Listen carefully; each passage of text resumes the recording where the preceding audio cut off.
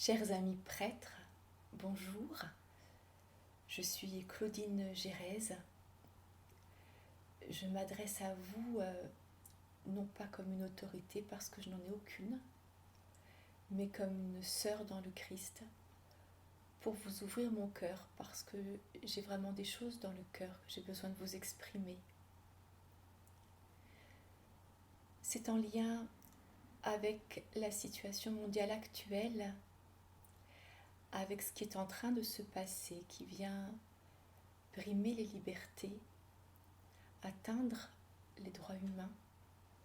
Bien sûr, pour cela, il faut se renseigner et peut-être pas seulement écouter les informations à la télévision, mais aller chercher d'autres informations ailleurs. Et aujourd'hui, c'est quand même très facile avec Internet de pouvoir se renseigner tout en gardant sa prudence, bien sûr. Mais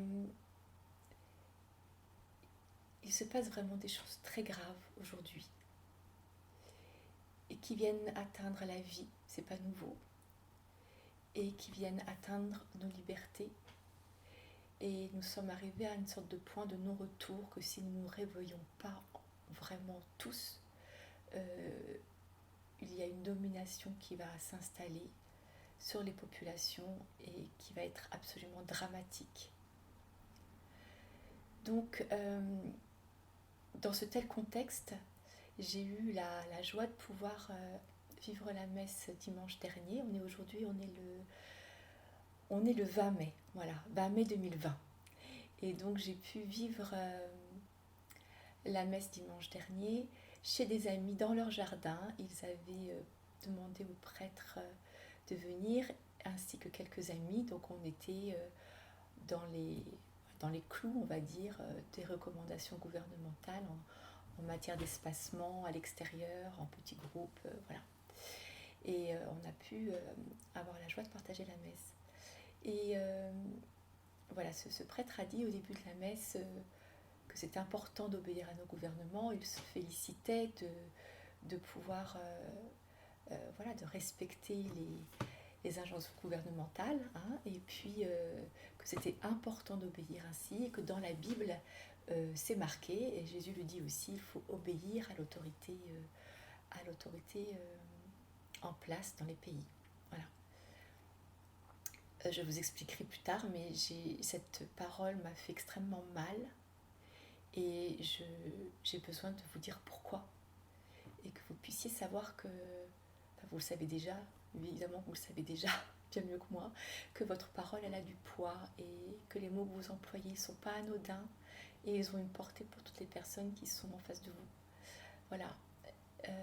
Et à côté de ça, je voulais parler du prêtre de ma paroisse. Alors je vais donner son nom parce que je vais vous mettre un lien sous cette vidéo avec le lien de sa vidéo à lui. C'est l'abbé Timothée Patine qui a fait une vidéo qu'il a mis sur... qui tourne pas mal en fait, je sais pas sur les réseaux sociaux, je sais pas où, mais en tout cas ça tourne, où il demande, il fait un peu comme une lettre ouverte aussi au gouvernement pour demander que les églises soient ouvertes au culte dans des conditions qui respectent la protection des individus, mais que c'est tout à fait possible d'ouvrir les églises au culte en respectant des consignes d'hygiène et de voilà, sanitaires préconisées actuellement et nécessaires. Et donc, voilà, il a eu, j'ai envie de dire, le courage et l'intelligence et l'intégrité aussi, je dirais intégrité, courage et intelligence de faire cette vidéo. Et les moyens techniques aussi, donc il faut de l'intelligence pratique un peu dans tous les sens, enfin, voilà, dans plusieurs domaines. Et c'est de cela dont je voudrais vous parler aujourd'hui, parce que ce prêtre dont je vous ai parlé, voilà, juste avant de vous parler de cet abbé Timothée Patine, ce prêtre, j'ai parlé avec lui après et il n'a pas démenti ce qu'il avait dit, il n'a pas changé d'avis, mais je sentais bien dans sa façon de me parler qu'au fond de lui, on était en accord tous les deux et qui se faisait quelque part... mais il y a une partie de lui qui était d'accord avec ce qu'il avait dit et une partie de lui qui n'était pas forcément à 100% d'accord. Voilà, c'était un peu pas très clair tout ça. Et effectivement, dans nos croyances à chacun, Et il y a quelque chose d'assez toxique qui est le fait de se déresponsabiliser de ses choix, de sa responsabilité tout simplement, de sa propre vie déjà. Et puis des fois, avoir l'autorité, c'est difficile, et vous le savez mieux que moi. C'est très difficile et c'est quand même reposant quand on peut s'en référer à quelqu'un qui a une autorité supérieure et se dire ben, je fais ce qu'on me dit et puis comme ça, j'ai pas de problème. Voilà. Et ben, je crois que c'est un très gros piège, que ce soit pour l'autorité, par rapport à une autorité ecclésiastique ou par rapport à l'autorité gouvernementale, que de vivre son vœu d'obéissance dans je fais ce qu'on me dit et j'obéis et comme ça je suis tranquille. Euh, Moi j'ai vécu des choses au sein de l'Église, j'ai prononcé des vœux à une période de ma vie, dont le vœu d'obéissance. Et ce vœu a été vécu de cette façon-là, et je peux vous assurer que c'est la porte ouverte à des abus de pouvoir qui sont terribles, des abus de pouvoir qui peuvent être, et on l'a vu ces derniers temps, des choses qui sont sorties de l'Église, des abus de pouvoir au niveau sexuel, mais il y a aussi tous les abus de pouvoir au niveau de la pensée, au niveau du fait que la personne, elle n'est pas elle n'est pas forcément conduite à vivre ce qu'elle porte en elle, dans sa conscience, dans son intériorité, dans son cœur, alors que c'est pourtant le message qui est véhiculé, mais euh, il y a un message sous-jacent inconscient qui dit il faut obéir ce que tu penses doit être conforme à ce que dit l'Église, et il y a une sorte de rigidité parfois qui peut s'installer là. Euh, et je suis moi très interpellée par Hildegard de Bingen particulièrement. J'ai créé un spectacle sur elle, je donne des conférences sur elle. Et c'est vrai que sa façon de vivre l'obéissance est pour moi un modèle vraiment. Elle a toujours gardé son intégrité. Et elle a obéi dans la mesure de ce qui était possible par rapport à sa conscience, notamment à la fin de sa vie. L'évêque lui avait demandé de déterrer le corps de quelqu'un qui avait reçu la sépulture dans le couvent. Et cette personne était en conflit avec un autre noble, c'était un chevalier qui était en conflit avec un autre noble, et cet autre noble était en fait l'ami de l'évêque en question. Et il se trouve qu'ils s'étaient querellés, donc avec des jeux de pouvoir, voilà, des jeux de bras longs, on va dire, ce chevalier avait été excommunié, et une personne excommuniée n'a pas le droit normalement d'avoir de sépulture. Cette personne s'était confessée, la confession normalement lève l'excommunication, et Hildegarde l'avait accueilli dans son couvent, lui avait promis de lui donner une sépulture. Quand on lui a demandé, dans l'obéissance, de déterrer le corps de cette personne, elle n'a bien sûr pas pu le faire, ça allait à l'encontre de sa conscience totalement.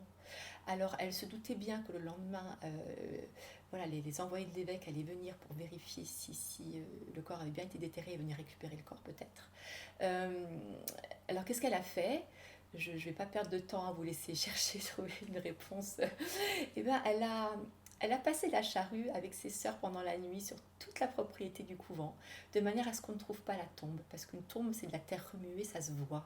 Masquer un endroit où la terre a été remuée, c'est compliqué. Il fallait trouver un moyen pour qu'on ne puisse pas savoir où est cette tombe.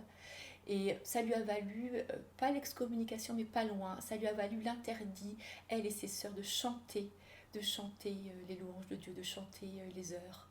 Voilà, donc c'était la chose la plus horrible qui aurait pu lui arriver, parce qu'elle vivait, elle s'exprimait à travers le chant, la danse aussi. Et chanter, danser, exprimer notre joie d'être les enfants de Dieu par notre corps, c'est une chose extraordinaire quand on la vit. Moi, c'est ce que je vis dans mon état d'artiste pluridisciplinaire. Et laisser éclater sa joie, voilà, c'est magnifique. Et ce qui est en train de se passer avec cette peur de cette épidémie, le fait qu'on se retrouve tous masqués, que les cultes soient fermés, en fait, ça nous empêche de louer et de magnifier la vie qu'on porte, cette vie divine qu'on porte en nous. On est empêché aujourd'hui de pouvoir la laisser jaillir. Et c'est très grave. Et Hildegarde, elle a écrit une lettre magnifique, je vous laisserai la chercher, parce qu'elle se trouve facilement. Elle a écrit un texte magnifique, peut-être que je le mettrai en bas de la vidéo, je vais voir si c'est possible, sur la louange que les élus portent à Dieu, et que les empêcher de chanter, c'est empêcher de louer Dieu, c'est porter atteinte à Dieu, elle a dit malheur à vous si vous faites ça, il y a une malédiction, c'est poser un acte maléfique que de faire ça. Et donc je suis très interpellée aujourd'hui, parce que qu'est-ce que nous, humains et chrétiens, nous pouvons voir de ce qui se passe dans ce monde, jusqu'où nous allons accepter que nos libertés fondamentales d'humains soient bafouées, que notre liberté de penser, d'avoir du recul pour réfléchir, pour poser nos actes en conscience, que cette liberté-là soit brouillée et comme empêchée, parce que empêtrée dans des injonctions contradictoires de la part des gouvernements, dans une espèce de bouillie dans laquelle on nous met, et qui masque quand même des profits de certains, de quelques personnes sur Terre, qui profitent de la vie des autres. Que ce soit par le biais de l'argent, par une forme d'esclavage masqué, où on va taxer, surtaxer pour enrichir des groupes bancaires, enrichir des laboratoires qui doivent trouver des vaccins, qui mettent des années à chercher des vaccins qu'ils ne trouveront pas, et de toute façon, voilà, c'était le cas du sida ou d'autres, mais de faire peur aux gens avec des épidémies pour pouvoir permettre à certains grands pontes qui chapeautent des groupes de laboratoires ou autres de pouvoir bien s'enrichir. Je passe les détails sur tout ce qui existe. Par contre, je ne vais pas passer de détails sur les réseaux pédophiles, parce que ça, c'est inadmissible, plus qu'inadmissible et inacceptable. C'est l'horreur de l'horreur. Et ces réseaux sont aussi infiltrés dans l'Église, bien sûr. Vous êtes les premiers au courant de ça, donc je ne vais pas vous inventer quoi que ce soit en vous parlant de ça. Et je sais que la plupart d'entre vous, voilà, vous êtes tout à fait horrifiés de ça. Donc on se rejoint, je suis sûre qu'on se rejoint, voilà. Mais ces réseaux-là, il faut se renseigner, hein. Il y a eu des choses absolument horribles qui ont été découvertes aux États-Unis dans des sous-sols. Alors bien sûr, on va me dire attention, théorie du complot, attention. Mais quand on voit des études aussi documentées, des arguments aussi énormes, et qu'on connaît la perversion qui est dans l'humain, ces horreurs-là, à la limite, elles ne nous surprennent même plus. Et je crois qu'il faut faire très attention à ce qui se passe, et arrêter de se voiler la face, parce que aussi vous êtes quand même bien placé, comme moi qui ai fait de la théologie, hein, qui ai fait des études de théologie aussi, pour savoir que nous avons des textes sacrés, particulièrement l'Apocalypse de Saint Jean, et Hildegarde aussi à parler des fins dernières, à parler de ce temps du loup dans lequel nous sommes très certainement. Et que nous ne devons pas accepter ça. Alors ce prêtre que j'ai vu à la messe la semaine dernière, avec qui j'étais pas en accord sur ce qu'il disait mais oui, mais Jésus a dit il faut rendre à César ce qui est à César. Alors moi je lui ai répondu, mais ça c'est pour qu'on rende à César la responsabilité de ses actes, c'est pas pour qu'on accepte de se faire violenter, voler par César. C'est de lui rendre ce qui lui appartient, effectivement. Mais ça ne veut pas dire d'accepter l'inacceptable. Et dans une démocratie où chaque citoyen a droit à parole et a le devoir d'exercer sa pensée, l'empêcher d'avoir sa liberté de penser, mais c'est absolument criminel. Et dire qu'il faut obéir à l'autorité parce que c'est marqué dans la Bible et c'est Jésus qui le demande, c'est aussi criminel. On n'obéit pas bêtement, je veux dire, on obéit parce que ça va dans le sens du bien commun, ça permet qu'il y ait une cohésion du corps, voilà.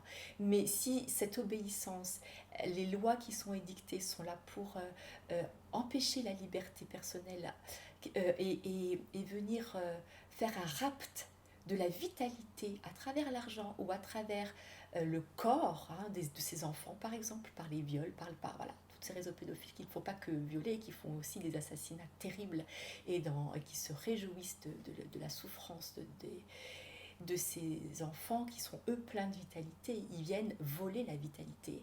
On peut voler la vitalité des gens, la vie des gens, de plein de façons différentes. Et c'est ce qui est en train de se passer dans notre monde. Et c'est pas nouveau, d'accord, on est d'accord, c'est pas nouveau. Sauf que là, c'est en train de s'institualiser, c'est en train de passer par le biais de la santé des gens, par le biais de la peur, pour pouvoir aller encore plus loin dans l'horreur et dans l'asservissement. Et que maintenant, c'est tellement destructeur que notre terre est complètement en train de se détruire avec tout ça, que si on ne se réveille pas et qu'on dit non, et qu'on ne dit pas non, ce n'est pas cette société que nous voulons, c'est l'extermination de l'humanité. Alors je reviens à ces textes qui nous ont été donnés, alors, avec l'Apocalypse de Jean ou les révélations d'Hildegarde, hein, qui est quand même, voilà, qui a été proclamée docteur de l'Église, hein, qui est la plus haute distinction. Donc ce qu'elle dit, ça a quand même un certain poids. Nous savons que nous allons vers cette Jérusalem céleste qui descend sur la terre. Notre foi, c'est notre foi dans la résurrection des corps, résurrection de la chair. C'est pas une foi sur cette vie-là on trime, mais de l'autre côté, vous verrez, on sera mieux. Ce qui est malheureusement ce que j'entends souvent dans certaines homélies et avec lequel je suis absolument pas d'accord du tout. D'ailleurs, Jésus, à la mort de Lazare, quand il rencontre Marthe, en arrivant chez eux, à Béthanie, Marthe, il lui demande à Marthe si elle croit à la résurrection. Puis elle dit oui, je crois qu'il ressuscitera au dernier jour. Et Jésus lui répond, mais je suis la résurrection. Moi qui te parle, je le suis. Est-ce que tu le crois? Et elle n'arrive toujours pas à comprendre. Elle dit oui. Mais il y a quelque chose qu'elle ne percute pas à ce niveau-là. Et Jésus est là pour montrer que cette résurrection de la chair, elle n'est pas pour un autre monde. Le royaume, il est là pour maintenant, ici et maintenant. Et ce n'est pas le messianisme temporel auquel certains disciples, certaines personnes qui suivaient Jésus à son époque voulaient, c'est-à-dire pas payer l'impôt à César parce qu'on veut ramasser plus de fric. En fait, c'est ça, c'est contrer l'autorité en place parce que ce qu'on veut, c'est nous tirer la couverture à nous. C'est pas une guerre d'ego. Hein. Ça, le messianisme temporel, ce serait encore mettre Jésus roi pour se disqualifier de sa propre responsabilité sur sa vie. Et avoir enfin un roi qui va nous assurer l'abondance et nous, on n'aura rien à faire. Jésus, bien sûr, il était contre ça. Il n'est pas venu pour ça. Donc dans son attitude, il l'a bien montré que c'est pas ça. Il est venu nous dire que nous sommes fils de Dieu comme lui. Et lui, il est mort parce qu'il s'est dit fils de Dieu. Et quand on le lui reprochait, il répondait, mais attendez, vous tous, vous êtes les fils de Dieu. Regardez dans les psaumes, c'est écrit, vous êtes tous les fils de Dieu. Donc Jésus, il est venu nous apprendre, nous révéler que cet état de Christ, elle est en chacun de nous. Nous sommes son corps. Nous sommes les enfants du Père. Nous sommes chacun des Christ. Alors peut-être pas complètement accomplis comme lui, c'est certain. Mais mystiquement, en tout cas, notre réalité, c'est celle-là. C'est pas de dire oh, on est des pauvres pécheurs, c'est horrible, et puis heureusement Jésus tu es là, et mettre Jésus sur un piédestal comme ses disciples qui voulaient le mettre sur une colline en le faisant roi. Sa royauté, c'est pas de se retrouver sur un piédestal et nous qui nous lamentons en dessous. C'est de nous comporter comme des fils, héritiers comme lui, et qui vivent déjà de la résurrection. De ne pas dire que la résurrection c'est pour plus tard, qu'on trime dans cette vie, pour que plus tard on soit bien dans un autre monde. Et qu'il faut bien faire les choses aujourd'hui pour être bien après. Mais c'est quoi ça? C'est n'importe quoi, excusez-moi, mais je l'entends trop. C'est horrible d'entendre ça, parce que c'est pas du tout ça la vie chrétienne. La vie chrétienne, c'est de vivre en ressuscité. C'est de vivre, d'être vivant aujourd'hui. Et de ne pas accepter cet esprit de la peur qui veut nous faire enterrer vivants. Vous comprenez ça? Nous devons être vivants et être des êtres humains heureux de vivre, remplis de la joie de la vie, qui l'exprimons à travers nos chants, à travers notre danse. Je ne comprends pas qu'on ne danse pas dans les églises en Occident, dans d'autres traditions, dans d'autres pays, dans les églises, ils dansent, dans plein d'autres traditions religieuses, les gens, ils dansent. Et on voit dans les tribus, j'ai envie de dire, plus primitives, le chant et la danse pour se réjouir, pour faire ce lien entre le spirituel et puis notre vie humaine. C'est constamment présent. Et nous, avec nos écrans, on a oublié tout ça. On ne sait plus chanter, on ne sait plus danser, on ne sait plus se réjouir avec notre corps. On est des malades de ça. Je trouve d'ailleurs que c'est urgent qu'on réapprenne ça dans l'Église. Moi, je veux bien faire un travail avec vous là-dessus, très volontiers.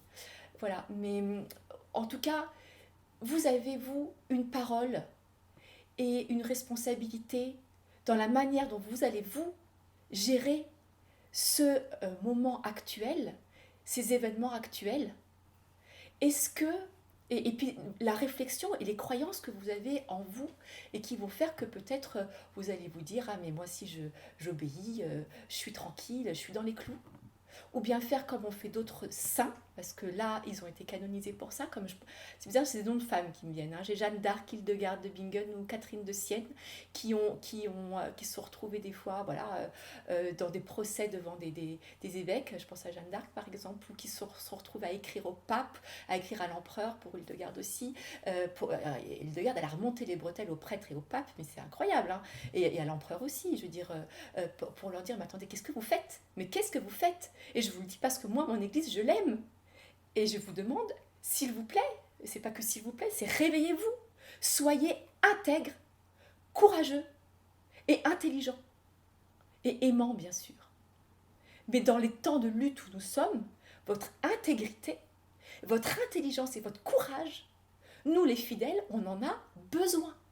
On a besoin que vous soyez un modèle et que vous soyez une force pour nous et que vous nous relayez aussi des informations qui ne sont pas des informations toxiques du style faut obéir bêtement, si vous faites ça, vous êtes dans les clous, et c'est marqué dans la Bible, parce que ça, c'est une pensée toxique, mortifère, mais que vous nous disiez, attendez, on nous dit ça, mais on a notre liberté, et on a notre droit de parole, on a la liberté de parler, de s'exprimer, ça fait partie de nos libertés fondamentales d'être humain, et on va utiliser cette liberté parce que c'est notre droit et c'est notre intégrité qui le réclame. Et c'est notre devoir qui le réclame, de ne pas laisser Caïn, qu'as-tu fait de ton frère ?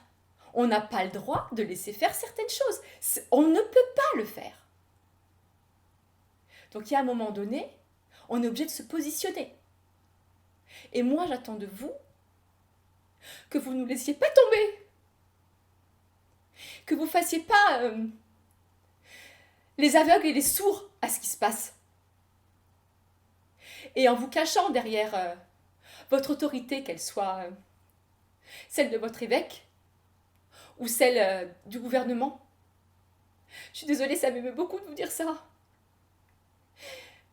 Mais on a besoin de vous, comme des hommes, debout, dans votre responsabilité d'homme, qui avait une autorité et qui agissait pour la vie et pour le bien de tous. Je vous dis ça parce que je reviens sur quelque chose dont j'ai parlé, voilà, du péché originel, des conséquences du péché originel et puis de ces textes d'Apocalypse. C'est pas à vous que je vais apprendre que y a notre humanité qui est conduite, qui vit une sorte d'évolution, si on veut, ce qu'on appelle l'économie divine aussi, comment Dieu parle à travers les événements, ok, mais que du coup il y a une destinée de l'humanité, que cette destinée, elle va vers de plus en plus de catastrophes, jusqu'à le moment apocalyptique où tout se joue, qui sont les luttes des fins dernières, où tout est en train de se jouer, parce que la perversion est devenue mondiale. C'est mondialisé en fait, c'est généralisé, mondialisé. Et aujourd'hui, c'est ce qui se passe. Les pouvoirs, j'ai envie de dire, autant il y a même 20 ans, je veux dire, le pays d'à côté, c'était pas son frère, on le connaissait, ça nous paraissait loin. Mais aujourd'hui, quelqu'un qui est à l'autre bout du monde, c'est mon frère, c'est mon prochain. Parce que je suis proche de lui grâce à tous ces moyens technologiques qui sont arrivés. On est frères et sœurs sur toute la terre. Et c'est magnifique parce qu'en même temps, on peut sentir que c'est ce corps du Christ qui est en train de se faire. Ce corps christique, c'est l'humanité. Et tout homme qui porte en lui cette conscience qu'il est fils de Dieu, qui le ressent parce qu'il porte cette vie en lui. Saint Augustin qui dit aime et fais ce que tu veux. Dire c'est voilà, et Jésus dit c'est la lettre tu, c'est pas Jésus qui le dit, je crois que c'est dans une épître, la lettre tu, c'est l'esprit qui vivifie. Mais ça c'est ça le cœur du christianisme. Et c'est pour ça que je trouve aussi très beau que tous ces dialogues autour voilà, des religions et de l'œcuménisme, c'est pas parce qu'on est dans telle ou telle religion qu'on a plus raison qu'un autre.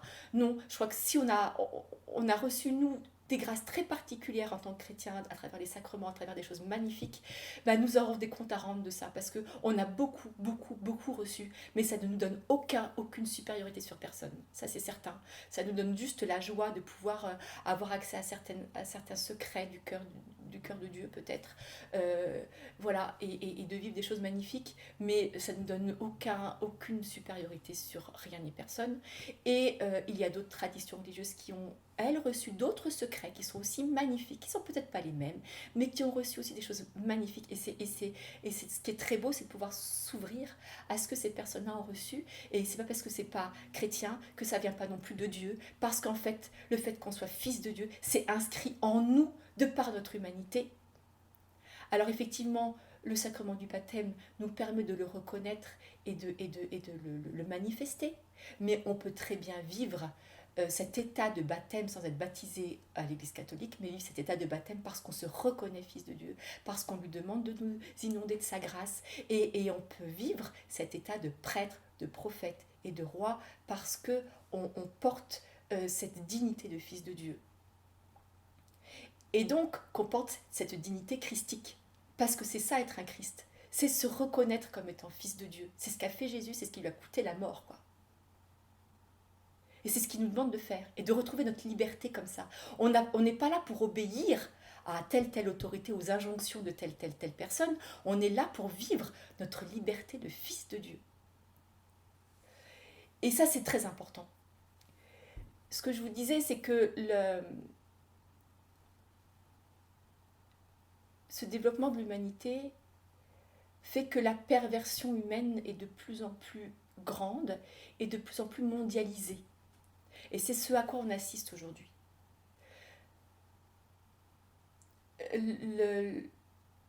L'horreur humaine a toujours existé. Mais aujourd'hui, elle atteint des proportions mondiales. Pendant le nazisme, les proportions étaient déjà énormes. Et l'horreur était énorme. Personnellement, j'ai beaucoup de mal à imaginer, à croire et que cette horreur-là, cette perversion humaine-là a été éradiquée, alors qu'elle n'a fait que grandir, j'ai envie de dire, au cours de l'histoire, et qu'aujourd'hui elle atteint un summum particulièrement alarmant puisqu'il met en cause la vie même de la planète et la vie de peuples entiers, et la liberté et la santé de peuples entiers, pour ne pas dire de tous les peuples. Donc c'est gravissime, c'est un point de non-retour, c'est un point apocalyptique, je n'ai pas peur de le dire. Donc moi ma joie c'est de savoir que ça a été annoncé plein de fois et que de toute façon on n'ira pas à l'autodestruction parce que ce nouveau plan, je sais que la Jérusalem céleste elle va venir et qu'elle va venir sur la terre et qu'elle va venir ce qu'on appelle le retour du Christ. Mais pour moi, alors c'est mon interprétation, mais je la crois très juste, vraiment, je ne vais pas dire le contraire, mais je vous la soumets quand même, c'est que ce Christ, il revient à travers de chacun. C'est si chacun de nous, nous vivons en fils de Dieu, que nous devenons des Christ, nous devenons des icônes du divin, nous devenons des icônes de Dieu. C'est à l'intérieur de nous, nous sommes son corps. Et lui, il reviendra à travers son corps, c'est que si nous faisons corps en lui, c'est ça son retour. Et c'est là que la Jérusalem nouvelle, elle peut venir sur terre, parce que nous sommes dans cette fraternité universelle, de cet amour universel qu'on appelle la compassion, qu'on appelle, voilà, cet amour, c'est l'amour dont parle Jésus, c'est l'amour, c'est tout. Donc il est urgent que nous construisions ce corps du Christ, que nous soyons en lien, que nous ne nous dédouanons pas de notre responsabilité vis-à-vis de notre frère. Par rapport à cette manière dont est gérée cette crise, où on veut nous séparer les uns des autres, nous confiner chacun chez soi, nous faire porter des masques, nous faire nous séparer, il est d'autant plus urgent que les autorités religieuses de chaque religion, et moi qui suis chrétienne, je vous parle à vous, prêtres,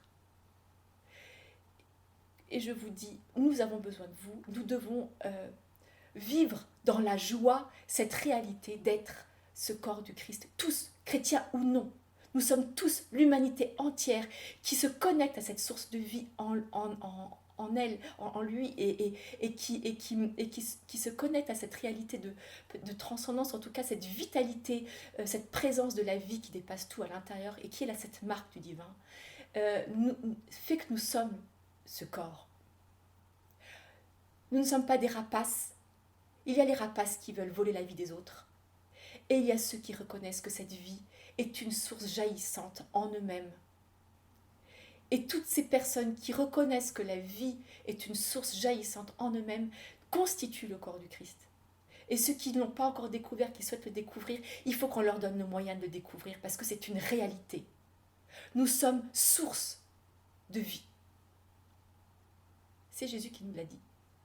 Il l'a dit à la Samaritaine. Quand il dit « je suis la vie », il nous dit aussi que la grâce qu'il va nous donner nous permettra de vivre ce fait que nous sommes source de vie et que nous vivons cet état de Christ. Et donc je peux pas me laisser aller à la peur ambiante, vous comprenez? C'est pas possible de nourrir cette énergie de la peur qui est à l'encontre totale de l'Esprit Saint. Nous devons nous laisser habiter par l'Esprit Saint et vivre de la joie d'être ressuscité, la joie que la vie, elle a déjà gagné.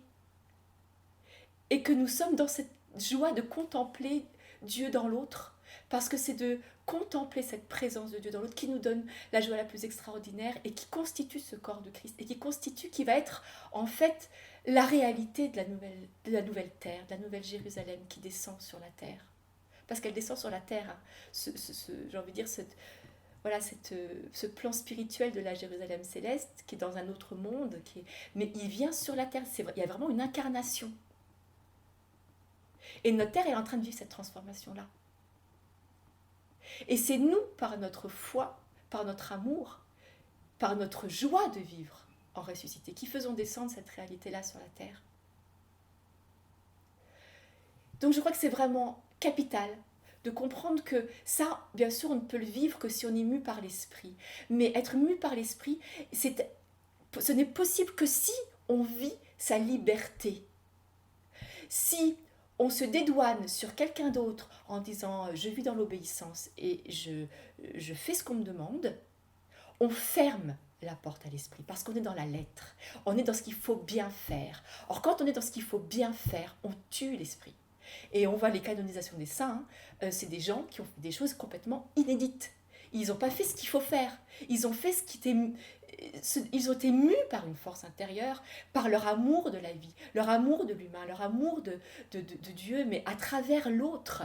Je pense à Mère Teresa, là. C'est cet amour de l'humain, mais qui est au cœur de chaque être humain. C'est quelque chose de complètement universel. C'est pour ça que l'Église, elle est catholique et que ça veut dire universel. C'est parce qu'en fait, cette réalité qu'est venu nous transmettre Jésus, c'est quelque chose qui est inscrit au cœur de l'humain. C'est pas un machin qu'on a rajouté. Le christianisme n'a pas été rajouté. C'est juste que Jésus nous a réveillés dans notre réalité d'enfants de Dieu. Nous le sommes. De toute éternité, nous le sommes. Il est juste venu nous aider à percuter quelque chose qu'on est. C'est tout. Et qu'on a beaucoup de mal à avoir. Ça lui a valu la vie et des souffrances horribles et de passer devant des tribunaux et de se faire écharper par des pervers narcissiques, on dirait aujourd'hui, mais voilà, par des gens qui s'imaginent qu'ils ont tout compris et qui veulent détruire la vie parce que ça sert leurs petits intérêts. Mais c'est comme ça aujourd'hui. Et ça, on ne peut plus laisser faire.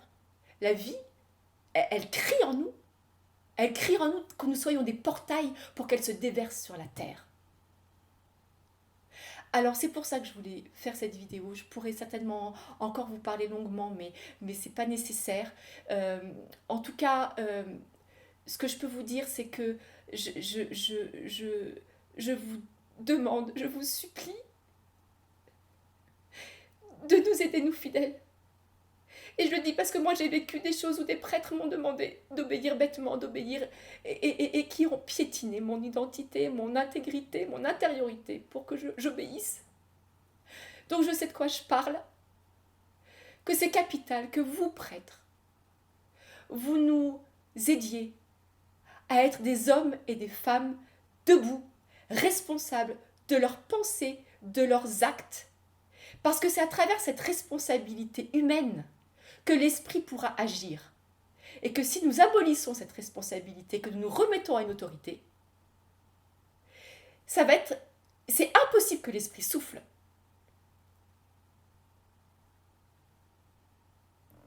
Voilà. Donc je compte sur vous.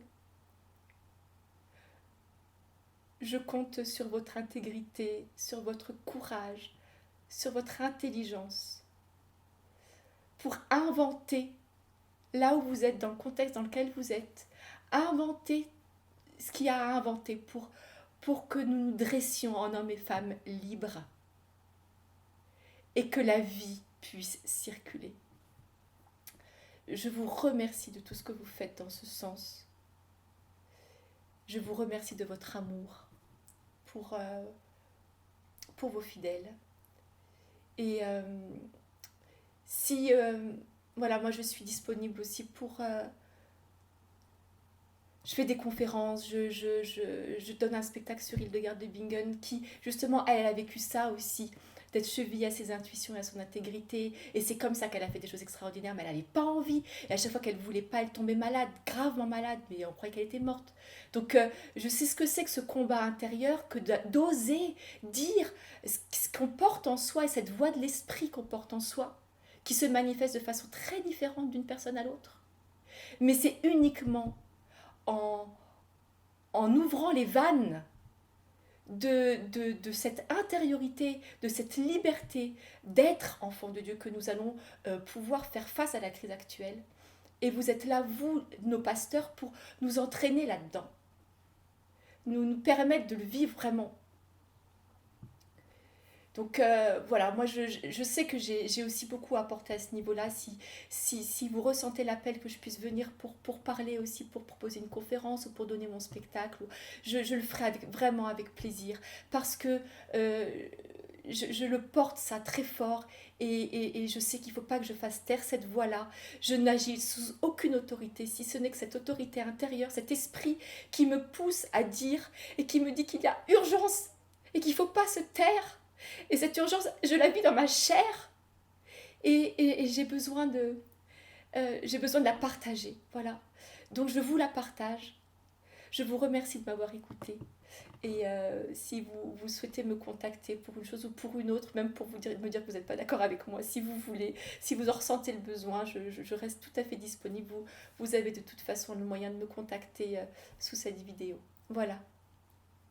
Merci à vous, réunion de prière.